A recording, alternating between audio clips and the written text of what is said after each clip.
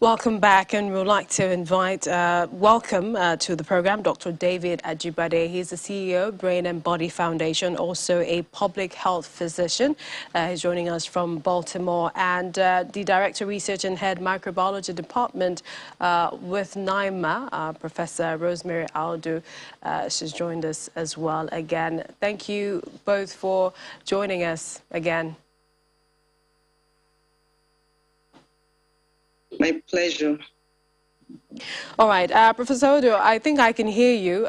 So you were talking about essentially the efficacy of the vaccines and explaining the different types that we have. And this is in line with the present cold chain that exists for Moderna, which differs from the AstraZeneca, which had earlier been rolled out.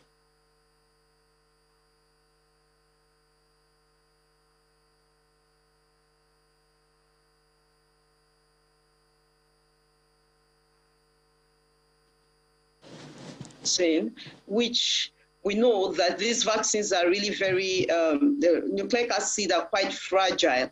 And so if the vaccines are not properly stored, they will be degraded and then they will not be potent. So it's good, it's nice to know that we now have the cold chain facilities. The Moderna vaccines are highly effective and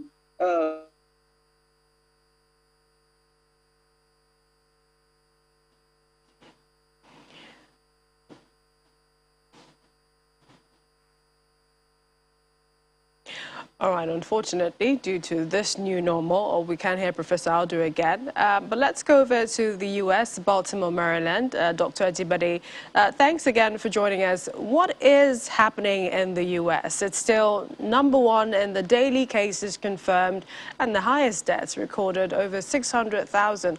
Are things getting worse? Well, it looks like it. Not as bad as it was last year, but it's beginning to climb back up, especially among the unvaccinated.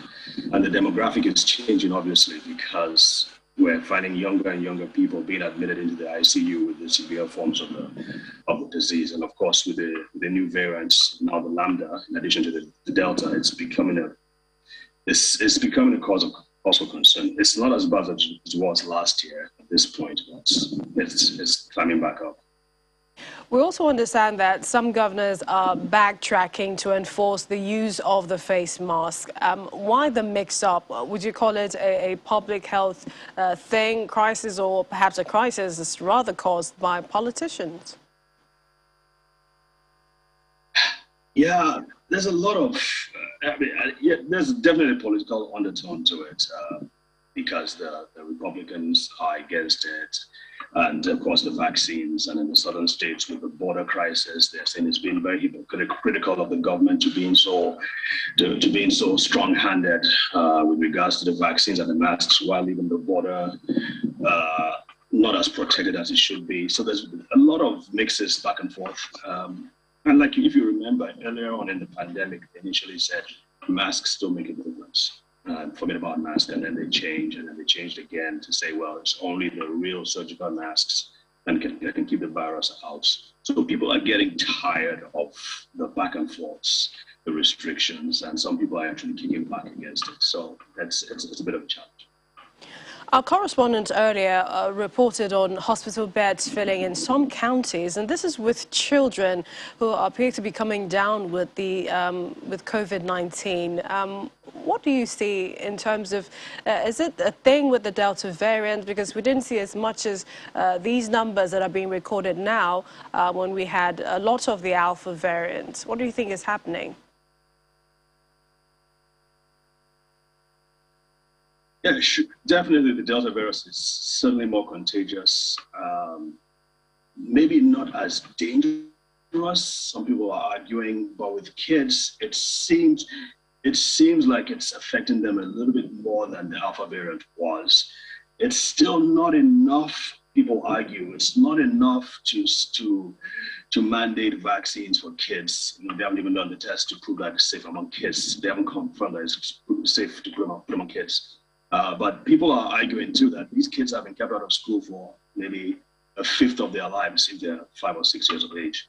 and many of them are suffering psychological concerns. So the argument is that, well, it's still not as bad as what is happening with the adults, and therefore you shouldn't keep them out of school just because we're having a few hundreds who are coming down with the virus.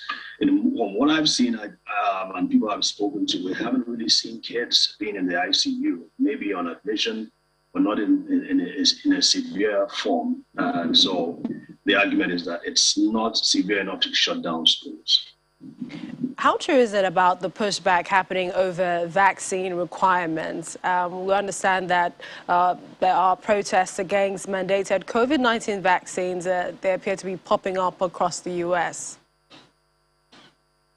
Yes. So this is on both sides of the spectrum now. You have the Republicans kicking against it, the Democratic states a lot more vaccinated. Take New York, for instance. New York State is heavily vaccinated. But however, even within New York, they're saying that the Black population is just 1/3 vaccinated. And again, it pushes to the political and the cultural undertones beyond that.